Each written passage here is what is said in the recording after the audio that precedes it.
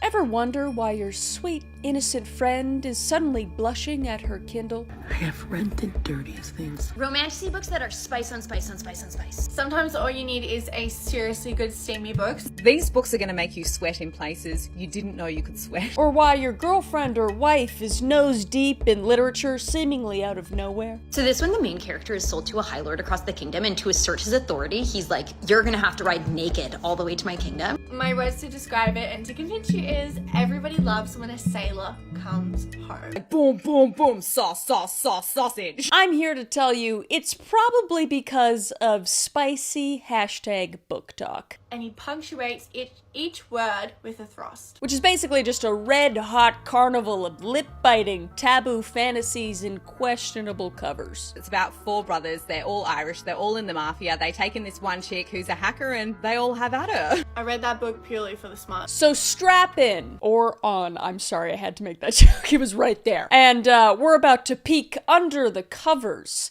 of spicy BookTok.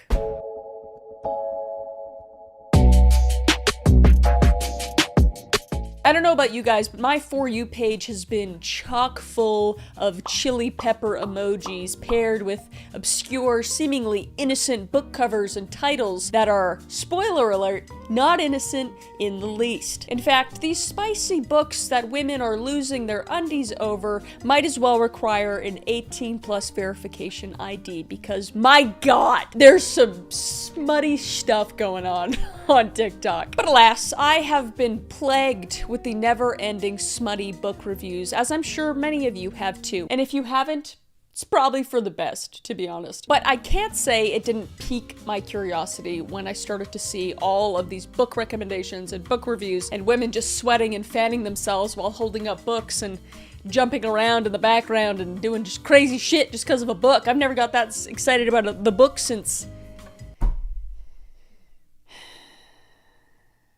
So I actually did pick up a few of these recommended books, and now I am educated and scarred and scared a little bit, and we're gonna get into that. But now some of these books on spicy BookTok aren't too bad. Like, there's some steamy scenes here and there, but the books we're talking about today are the ones that have been just shoved into my face and that focus less on any sort of plot and just more about getting down and dirty as much as humanly possible in the most unconventional and forbidden ways, if you will.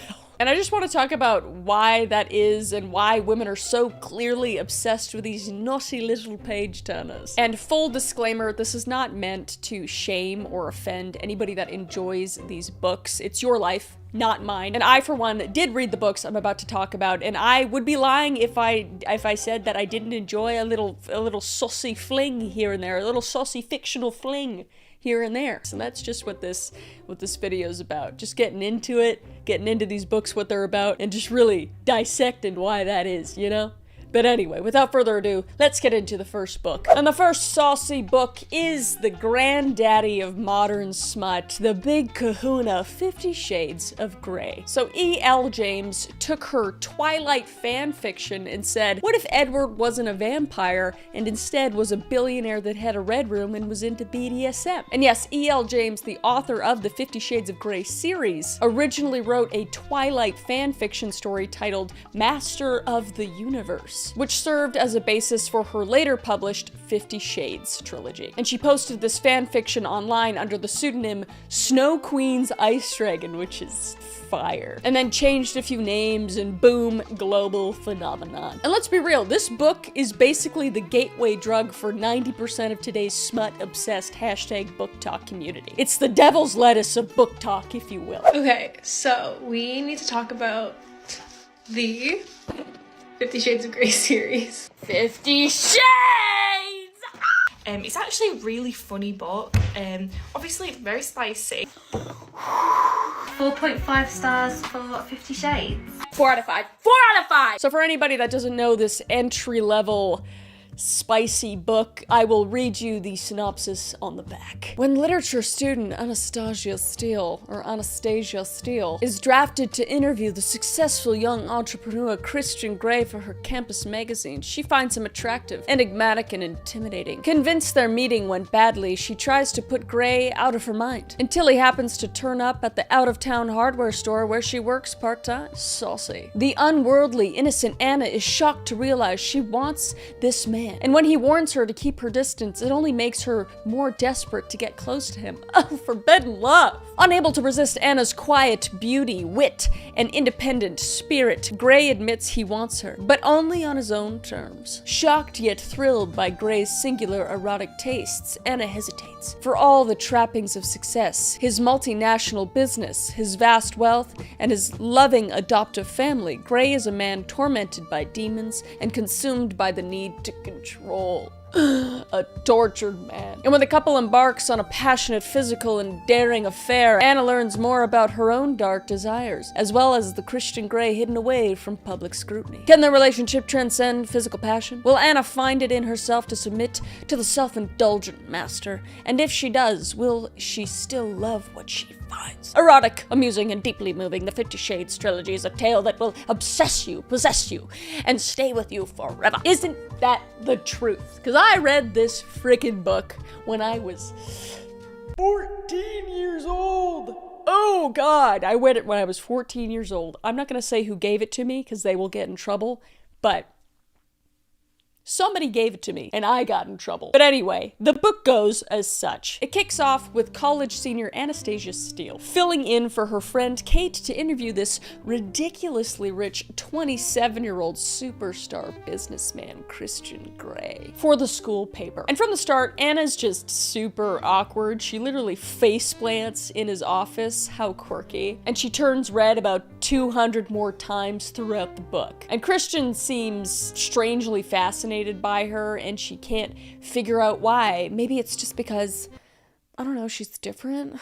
And things escalate when Kate insists on a photo shoot and Christian invites Anna for coffee. And that's when we find out he's into the heavy BDSM stuff, and it gets weird, and he wants Anna to sign a contract agreeing to all these strict rules, like how much she works out, what she can eat, and when she can or can't even look him in the fucking eye. Just some super healthy boundaries and such. And oh, and did I mention that Anna's a virgin? You'll find that a lot in most of these books. Like, these people have a hyperfixation with all these women weighing like 80 pounds and clothes just like barely draping over their shoulders, and that they're just all like these pure virgins that like haven't been touched. They're all the same. Like every one of these I've read, they're literally described as all the same, but they're either brunette or they're blonde, and there's no in between. But this doesn't stop her from diving headfirst into a whole new world of riding crops and playrooms. Like genuinely, if you made a drinking game out of every time the author writes wicked grin or bit her lip, you'd pass out by chapter 4.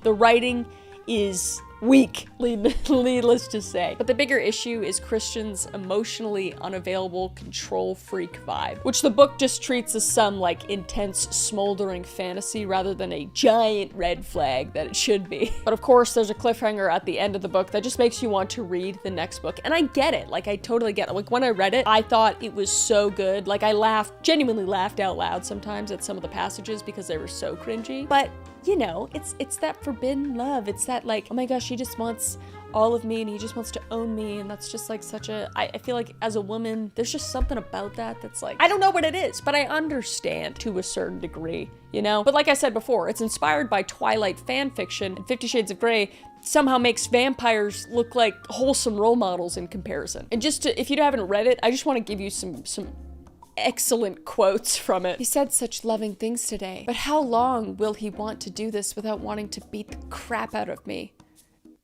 That's terrible. My inner goddess fist pumps the air above her chaste lounge. My inner goddess stirs from her 5-day sulk. My inner goddess is doing the merengue with some salsa moves.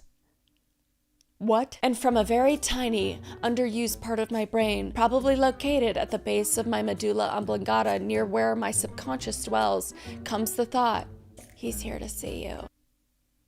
unbelievable. But it was still a popular book despite it being, you know, kind of poorly written. In 2011, you literally couldn't escape 50 Shades of Grey, no matter if it was a TV show or a book or a movie, someone was talking about it. It managed to capture the cultural spotlight in a way no other erotic romance novel had before. And it sold over 125 million copies. Along with its sequels, it also sparked a trio of films, which are also just,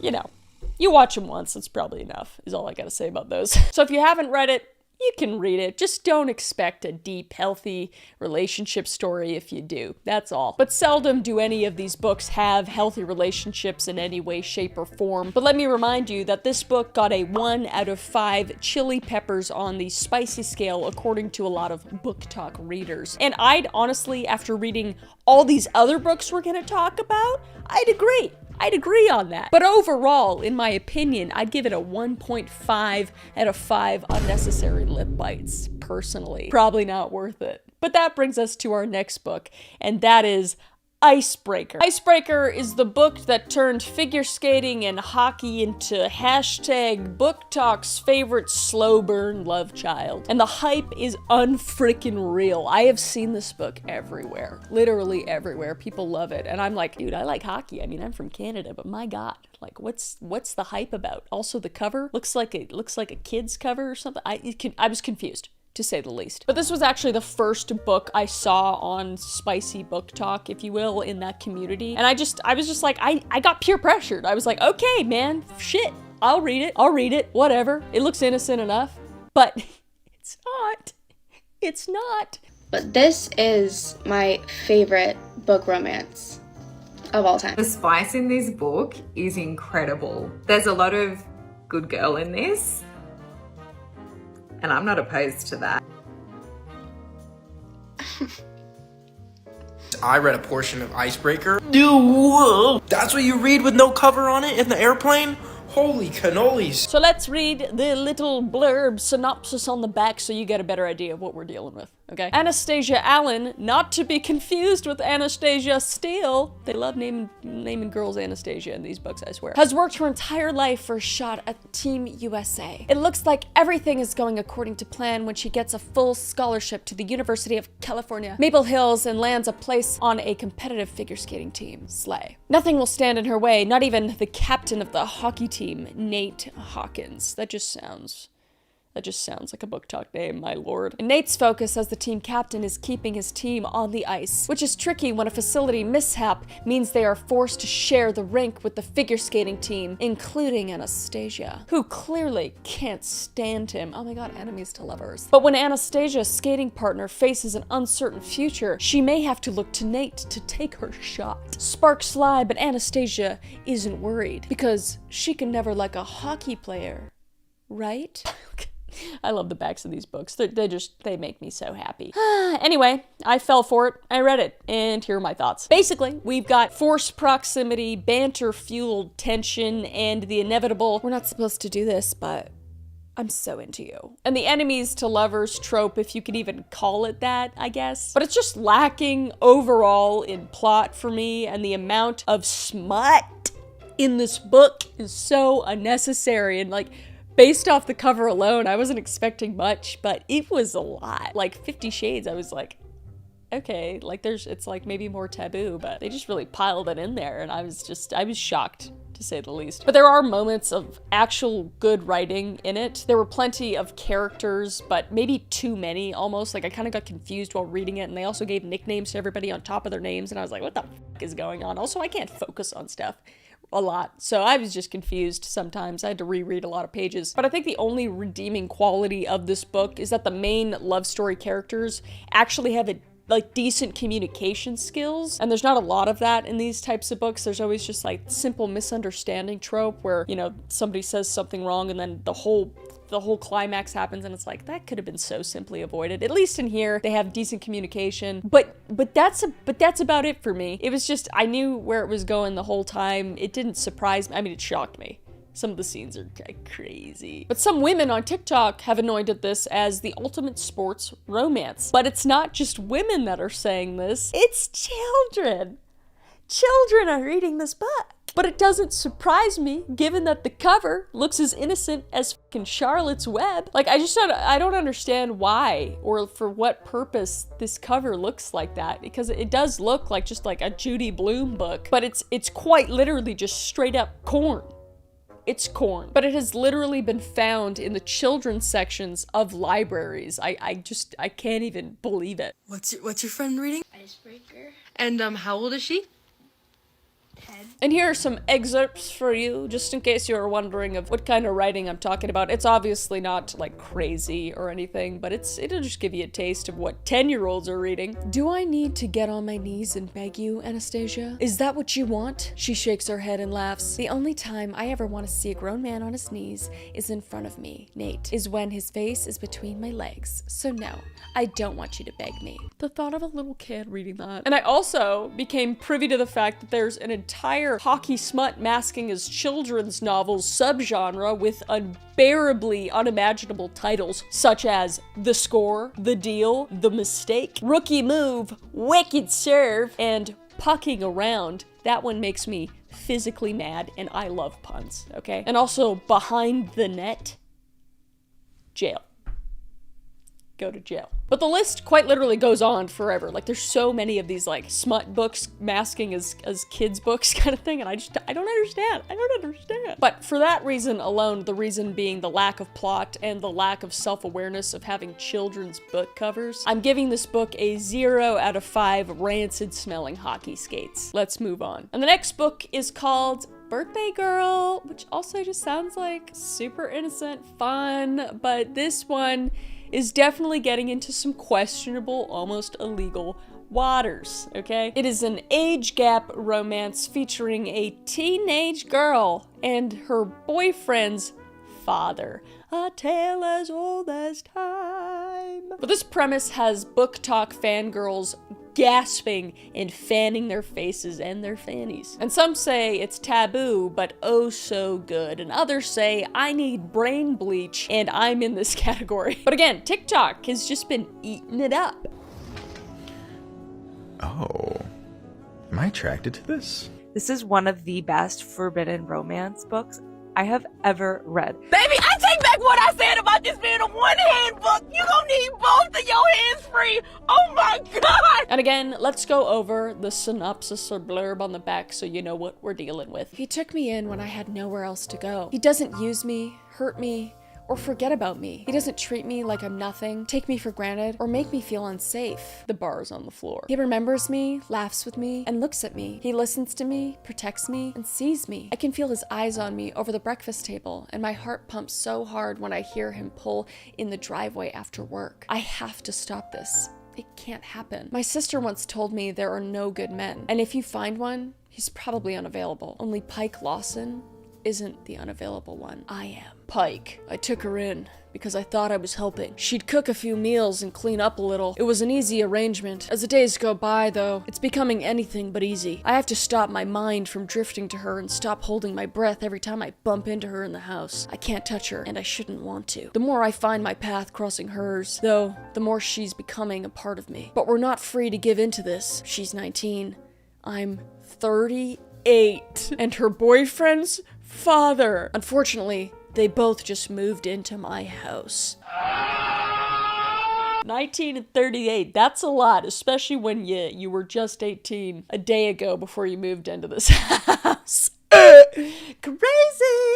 Anyway, TikTokers are fawning over this, but basically, Jordan, the 19-year-old, finds herself forced to move in with Cole's father, which is her boyfriend's father, Pike, after she and Cole lose their apartment. And she barely gets by waiting tables at a rundown city bar while Cole, unreliable and more interested in partying than working, abandons his responsibilities, leaving Jordan to cover the household chores they agreed to do in exchange for living at Pike's place, his father's place. And at first glance, the book's blurb promises an intriguing story, but as you progress, it does not live up to its initial allure, let me tell you, in my opinion. And one of the reasons for this is that Jordan Jordan herself, although she's meant to come across as mature and grounded, her behavior often reverts to that of a typical teenager, and sometimes even younger, so it just makes it even that much more creepy that this 38-year-old man is into this teenager. And Cole, her boyfriend, is largely absent from the narrative, and despite eventually turning into like a decent person by the end of the book, there's little organic development leading to that revelation, and his character arc just kind of feels abrupt in the book, and it's like, why? I mean, I get why, but it's just weird. And then Pike, at 38 years old, wants to mend his strained relationship with his son Cole, yet as he gets to know Jordan, he's drawn to her in a way that grows stronger each day, more so than him building a relationship with his son. And Pike's attractiveness and blend of confidence with his vulnerability make him an engaging figure, though at times his infatuation with Jordan just seems odd with the otherwise mature persona that he's described as having. Like almost animalistic, which again, with the almost 20-year age gap, is just strange. But overall, the novel, it was a page turner. I enjoyed parts of it, but the forbidden love trope, once again, is just like, it falls flat because it's just like creepy. It's just a bit creepy. Especially when she just reverts back to that like teenager self. It just feels like this guy's taking advantage of her, I guess. And it feels yucky to me personally. Here's a little cringy quote from it though. "I knew you were out there somewhere," I tell her, quirking a sad smile. "The girlfriends, women I dated, Cole's mother. I never wanted to marry anyone because they weren't what I was looking for. I had started to think I had my sights set too high, and you didn't exist. I clasped the back of my neck and run my thumbs down her throat. Ew. Turns out my dream girl belongs to the one person it would kill me to hurt. My son."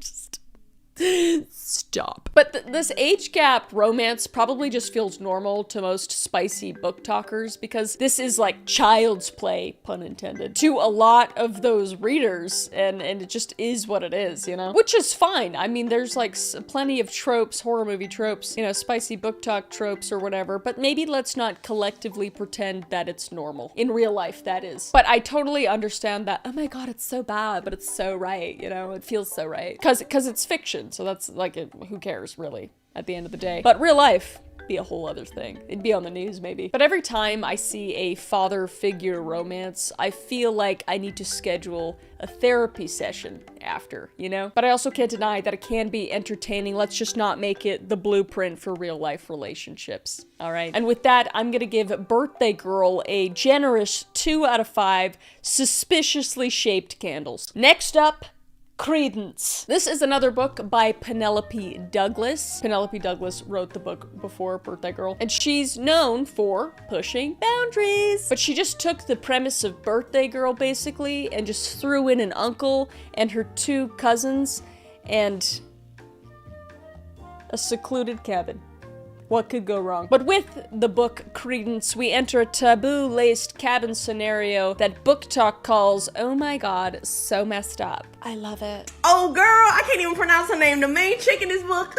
Bitch, I know I'd be desperate sometimes, but her kitty gotta be out of pocket. This bitch is just, she feel it. Her kitty is throbbing for anybody that comes near her. Thank you, Penelope Douglas, for writing this absolute masterpiece. I lent this book out to a very, very good friend of mine, and you know exactly who you are. She read it, and long story short, she's now pregnant with her 2nd child, so Credence does cause pregnancies, pass it on. But the synopsis or blurb goes as such. Tiernan de Haas doesn't care about anything anymore. The only child of a film producer and his starlit wife, she's grown up with wealth and privilege, but not love or guidance. Shipped off to boarding schools from an early age, it was still impossible to escape the loneliness and carve out a life of her own. The shadow of her parents' fame followed her everywhere. And when they suddenly passed away, she knows she should be devastated. But has anything really changed? She's always been alone, hasn't she? Jake Vanderberg, pretentious name, her father's stepbrother, which is worth noting, and her only living relative assumes guardianship of Tiernan, who is still 2 months shy of 18.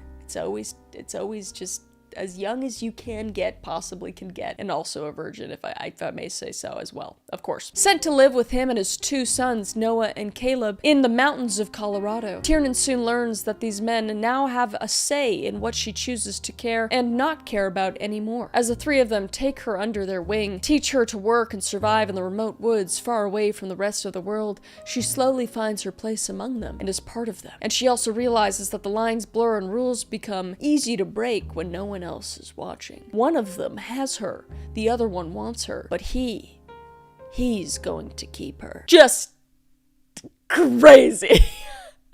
So we got uncle, 2 cousins scenario. We got 3 guys, whom of which she's related to. Not by blood, at least. That is where I just draw a concrete freaking laser line in the sand. So Tiernan, the main character of the book, is a traumatized, broken, nepo baby mess when she gets to her uncle's secluded, soon-to-be snowed-in for months, by the way, cabin with her 2 hunky, mysterious male cousins, who are equally as tortured as her in their own ways, of course, aka a recipe for disaster, or partial incest. So the book is kind of a slow burn, but I did appreciate it at the beginning because there wasn't a bunch of, you know, just smut littered through the pages. There actually was a lot of story building at the beginning, like almost like at least a quarter, almost halfway of the book, which I did appreciate. And her Uncle Jake is very nice and obviously, you know, attracted to Tiernan, which is weird, but doesn't do anything about it at first, at least. We just hear his inner monologue because it switches from all the characters at certain points in different chapters. And then we get to her cousin Noah,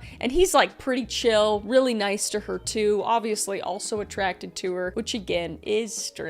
But it doesn't feel weird just yet. It's the moment when we get into the smutty territory where it just like, it just completely lost it for me, because the first time we get into that territory, it's just a non-consensual cousin gathering of sorts. And the writer like tries to make it sound okay, but it's just like really fucking not. And the entire way, I just hated that silent, brooding asshole character who was unfortunately named Caleb. And there are moments where we get to know his character more and why he is the way that he is, and he's clearly tortured, but at that point I just don't care, because there's just no excuse for, you know, graping your cousin or other women. Just no excuse, really. I don't care how you were raised. And I don't like that the author's just like, but it's okay because like he has mommy issues. You know? So, and in reading it more and more, it just kind of got worse and worse for me, because there is consensual scenes, obviously, lots of them, but also lightly not, and with more cousins, if you catch my drift. And then there's just like manipulation, and it's all just kind of sad. Like, I just kind of felt like, oh, the whole time reading the book, because this is a 18-year-old girl, mind you, or just about to be, at least. And she just had both of her parents die, and that was a joint slewer slide, by the way. And of course, she's a virgin, and now she's stuck with 3 horned-up men in a secluded cabin that's snowed in, who are also her family. So it just feels, again, just kind of yucky. There are parts of the book I think a lot of people can relate to, and I understand why people like it to a certain degree, but then it's just too up to even remember those parts for me because of all the other shit that happens. So basically, in my humble opinion, anyone praising this book probably needs to schedule in some bi-weekly therapy appointments, if you catch my drift. And here's some cringy quotes. "I'm good in bed, goddammit. Women leave my room happy. Not like the boulevard of broken dreams that's my father's bed when they realize he only wants sex and not a relationship. Or Skid Row upstairs in Caleb's room where women are lucky to leave alive." What? "If a woman claims you, then she'll also do for you what other women do. But if you all are claiming me, you're not doing for me what other men would do." What does that even mean? I had to read that several times to understand. "He leans close to my ear. Have you ever been kissed? I nod on places other than your mouth. Heat pools between my legs. No, Uncle Jake." Oh, God. I'm so sorry. And also, when it says heat pools between her legs, I just think she peed herself. I know that's not the case, but that's what I think of, and it makes me laugh a little bit. Anyway, this is one for the freaky deaky thrill seekers who enjoy crossing the lines fictionally. You know, do what you want, boo. But I'm gonna rate it a 1 out of 5 questionable family reunions. Next and last. So finally, last and certainly least, a true crime psychological analysis deep dive worthy book masking itself as a dark romance novel. 24,690. Sounds like an inmate number, doesn't it? It's 'cause it is. Strap in. Or on. I'm just kidding. I'm not gonna do that again. Ever read a book that makes you feel like a little off for liking it? Like, maybe I need therapy? If you like that kind of thing, I got the book for you. No, she's not doing this. She's...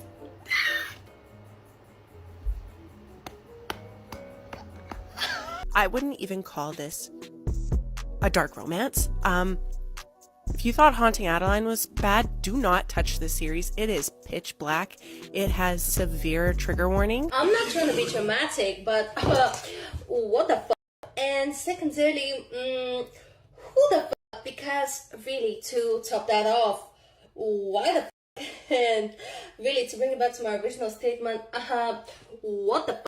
So we leave behind the billionaires, hockey players, and step relatives for this gritty, disgusting, heavily illegal captive slave prison romance? What could go wrong? Let us read the synopsis blurb on the back. Buried deep below the everyday life of our society lives an underground world of nightmares, of violence and murder no one dares to speak about. Contracts and laws weave the web of our culture together. Our masters walk amongst us. They can be our friends or the ones to make us disappear forever. Where I once had found peace within my existence, it all ended with the death of my cruel yet caring owner. My world shattered and I was taken back to the one place I had hoped to never see again, the cells of Whitlock, a subterranean fortress for slaves who await their new placement. Now I have no rights. I have no say. My feelings and well-being are meaningless. Escape is impossible, but I have nothing left to lose. To stand any chance of survival, I must give my life as collateral to the highest bidder.